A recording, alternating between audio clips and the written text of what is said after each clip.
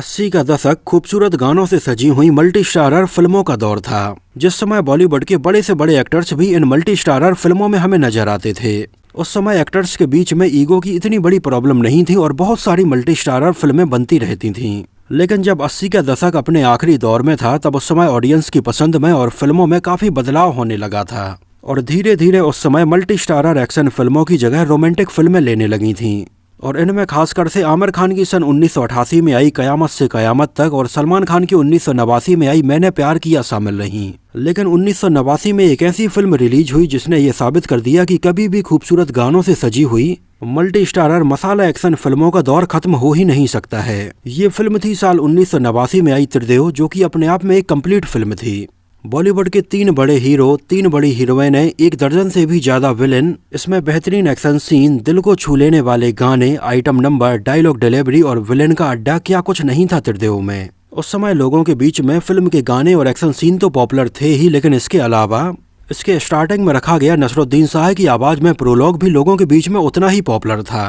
पाप से धरती फटी फटी फटी, अधर्म से आसमान मान मान, अत्याचार से कांपी इंसानियत, राज कर रहे हैवान वान वान, जिनकी होगी ताकत अपूर्व, जिनका होगा निशाना अभेद, जो करेंगे इनका सर्वनाश वो कहलाएंगे त्रिदेव त्रिदेव त्रिदेव। उस समय जितनी पॉपुलर फिल्म त्रिदेव थी और इसके गाने थे, उतना ही पॉपुलर नसरुद्दीन शाह की आवाज में फिल्म के स्टार्टिंग में बोला गया ये पूरा डायलॉग था। उस समय मैंने फिल्म त्रिदेव सिनेमा घर में तो नहीं देखी थी, लेकिन टीवी और वीसीआर पर इसको कई बार देखा है। तो फिल्म त्रिदेव से जुड़ी हुई ऐसी बहुत सारी यादें हैं और अनसुनी बातें हैं जिनके बारे में हम इस वीडियो में बात करेंगे। शोले, शान और मिस्टर इंडिया में दिखाए गए लार्जर देन लाइफ विलेन की तर्ज पर ही अमरीश पुरी साहब हमें इसमें भुजंग और भैरव सिंह के रोल में नजर आए थे, जहाँ इसमें हमें अमरीश पुरी की वही ईविल हंसी सुनने के लिए मिलती है। इसके अलावा त्रिदेव में विलेन का जो अड्डा है वो बहुत ही यूनिक बनाया गया था, जहां ऊपर तो विलेन की पूरी हवेली होती है और नीचे हमें झरना बहता हुआ नजर आता है। मतलब यहाँ पर हवेली के बीच बीच में भी कई जगह पर गैप था और वहां पर झरना बह रहा होता है। एक्चुअली इसके बारे में शायद आपको जानकर ये हैरानी होगी, लेकिन इसका ये पूरा सेट ऊटी के एक वाटरफॉल के ऊपर लगाया गया था और ऊटी में वाटरफॉल के ऊपर लगाए गए इस सेट के ऊपर हमें बहुत सारे सीन और गाने देखने के लिए मिलते हैं।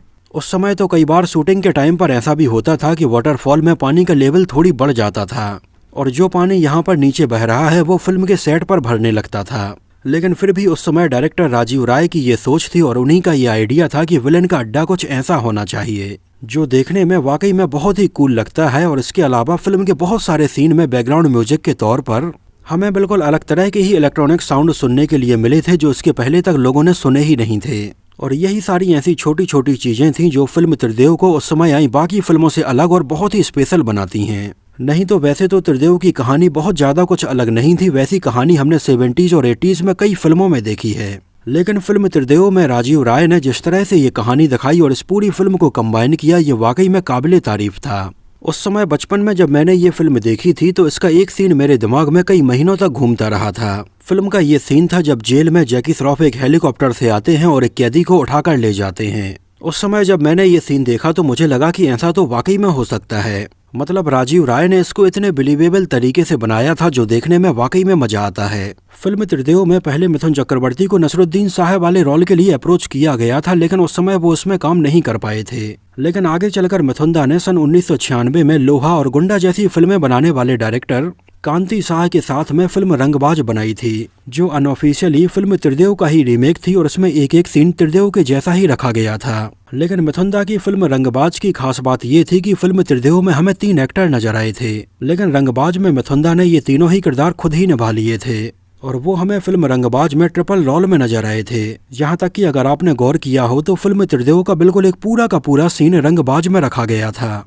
मतलब रंगबाज के मेकर्स ने इस सीन को फिल्माने के लिए एक भी रुपए खर्च नहीं किया और पूरा का पूरा सीन त्रिदेव का ही रख दिया। जैसे कि फिल्म त्रिदेव का ये सीन आपको याद हो जहाँ पर सनी देओल के घर में ये गुंडे आग लगाते हैं, तो यहाँ पर फिल्म त्रिदेव में हमें जो ये घर जलता हुआ दिख रहा है बिल्कुल यही सेम घर रंगबाज में दिखाया गया है।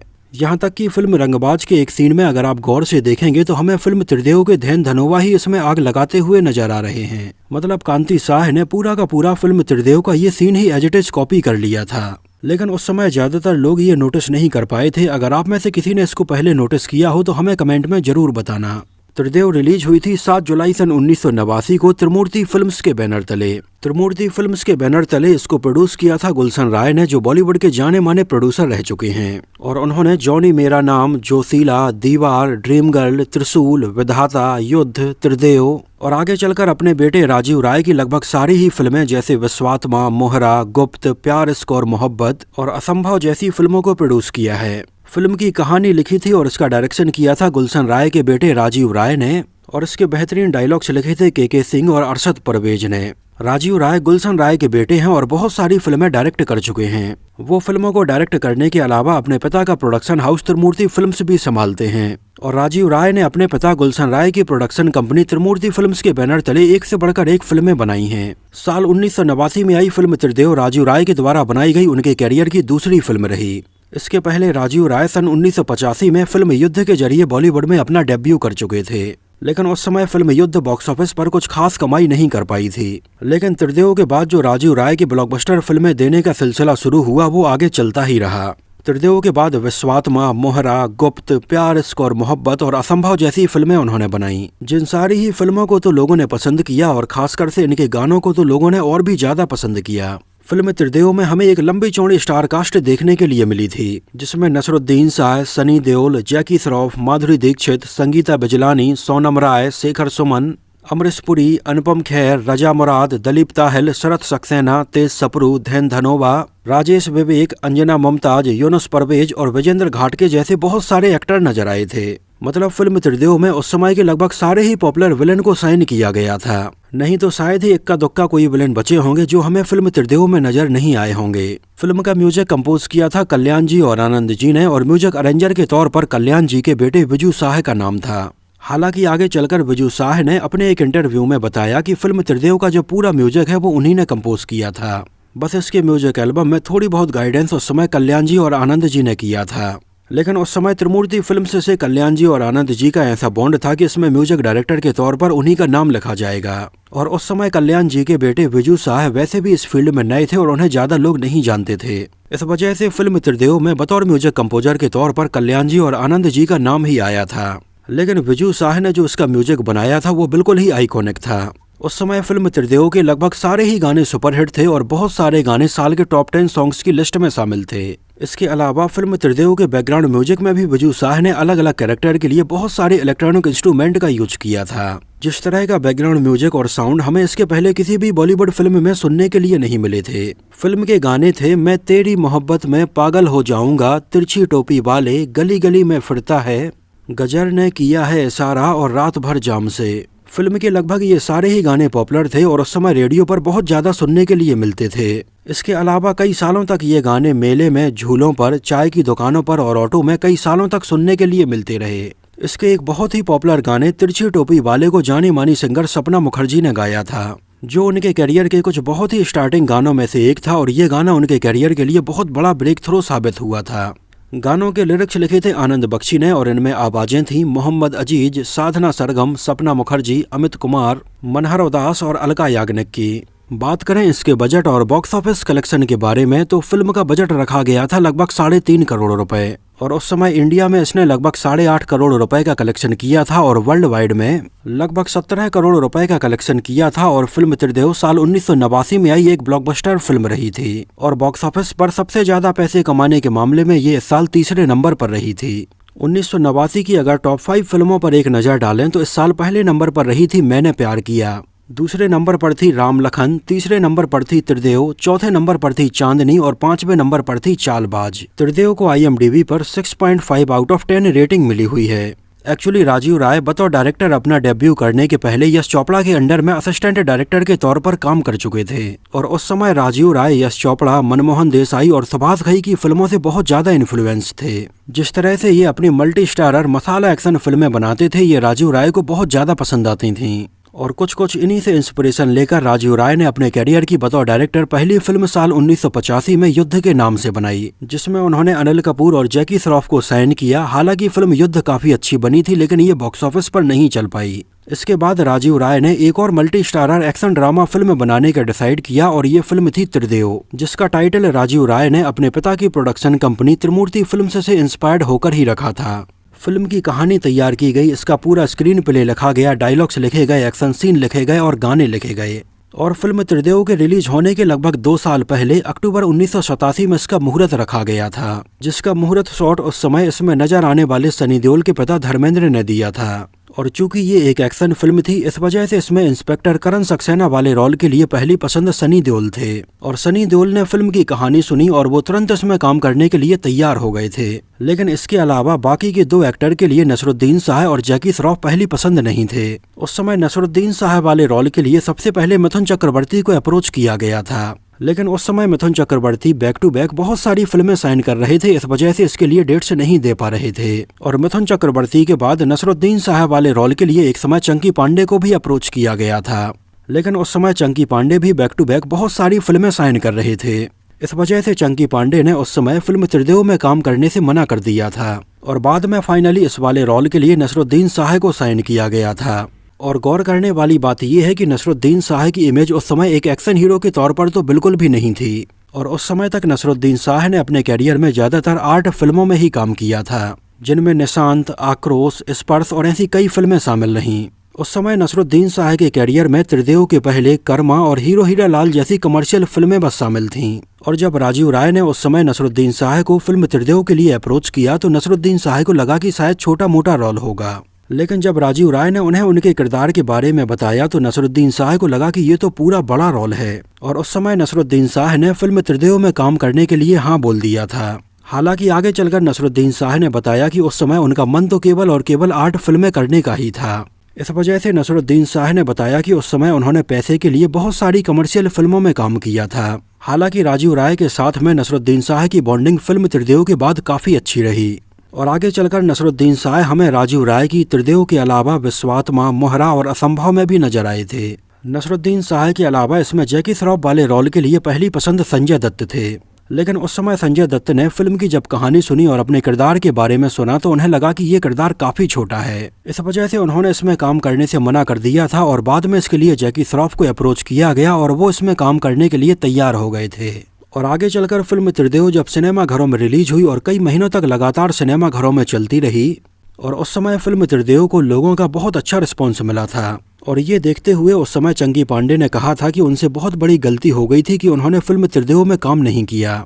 चंकी पांडे ने बताया कि लोगों के बीच में इसका क्रेज बहुत ज्यादा था। जब वो खुद एक सिनेमा घर में फिल्म त्रिदेव देखने के लिए गए थे तो वहां पर लोग इसके गानों पर अपनी सीट पर खड़े होकर झूम रहे थे और एक्शन सीन में तालियां बजा रहे थे और लोग सिक्के और नोट सिनेमा घर में फेंक रहे थे। और ये सब देखकर चंकी पांडे को फिल्म त्रिदेव छोड़ने का बहुत बड़ा अफसोस हुआ।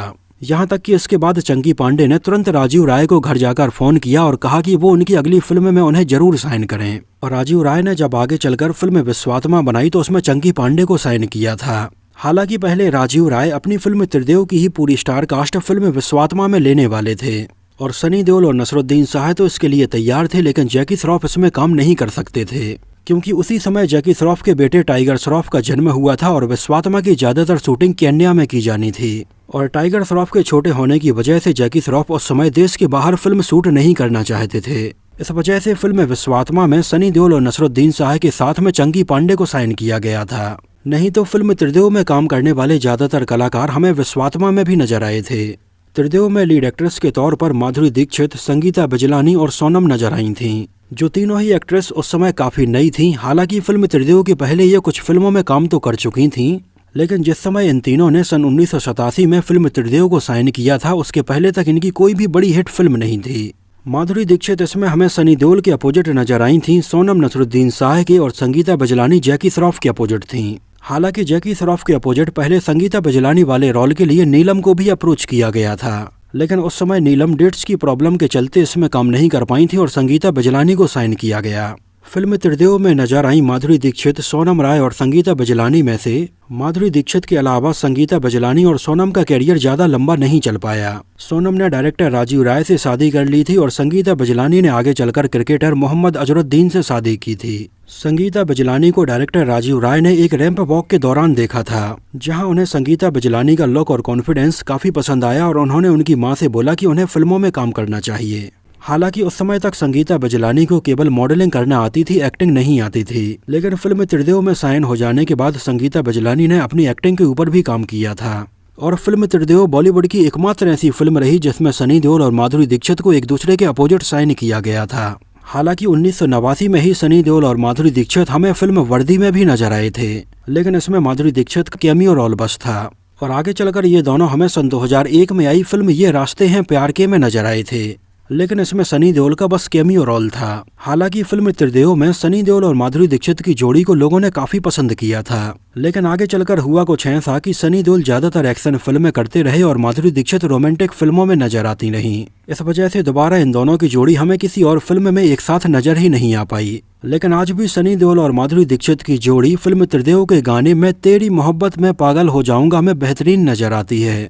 एक्चुअली उस समय माधुरी दीक्षित के द्वारा फिल्म त्रिदेव को साइन करने तक माधुरी दीक्षित बड़ी स्टार नहीं थी, लेकिन जब फिल्म त्रिदेव की शूटिंग चल रही थी उसी समय माधुरी दीक्षित की फिल्म तेजाब रिलीज हुई और इसमें माधुरी दीक्षित के ऊपर 1, 2, 3 गाना फिल्माया गया था और इस गाने के बाद तो माधुरी दीक्षित रातों रात स्टार बन गई थी। इस वजह से माधुरी दीक्षित उस समय फिल्म त्रिदेव के रिलीज होने के पहले ही पॉपुलर हो गई थी, जिसका फर्क हमें फिल्म त्रिदेव के एक गाने में भी देखने के लिए मिलता है।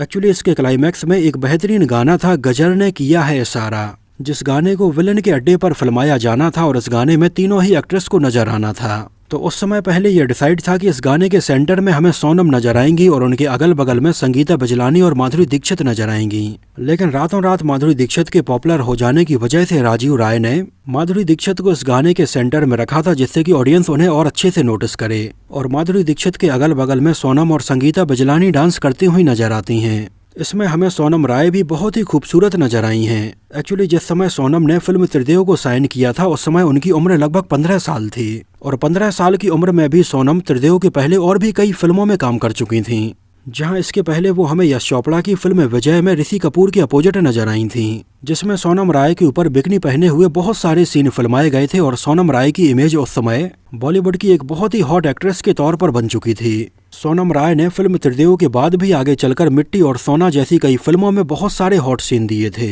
और उस समय ज्यादातर ऐसी फिल्मों में काम करने की वजह से उनकी इमेज एक सेक्स सिंबल के तौर पर बन चुकी थी। और उस समय सोनम की उम्र लगभग 16-17 साल बस थी और फिल्मों में आने के पहले सोनम का जो रियल नाम है वो बख्तावर खान था। और जब वो यश चोपड़ा की फिल्म विजय में काम कर रही थी तो यश चोपड़ा ने उनका नाम बख्तावर खान से बदलकर सोनम किया था। सोनम इसमें हमें रजा मुराद की बेटी बनी हुई नजर आती हैं, लेकिन रियल लाइफ में सोनम रजा मुराद की भतीजी हैं। फिल्म त्रिदेव में काम करते करते सोनम राजीव राय के बहुत करीब आ गई थीं और आगे चलकर इन दोनों ने शादी भी कर ली थी। और डायरेक्टर राजीव राय से शादी के बाद सोनम ने फिल्मों में काम करना पूरी तरह से बंद कर दिया था। हालांकि सोनम सन 1988 से लेकर 1994 के बीच में लगभग 35 फिल्मों में काम कर चुकी थीं, लेकिन इन 35 फिल्मों में से सोनम की मैक्सिमम फिल्में लगभग फ्लॉप ही रही थीं।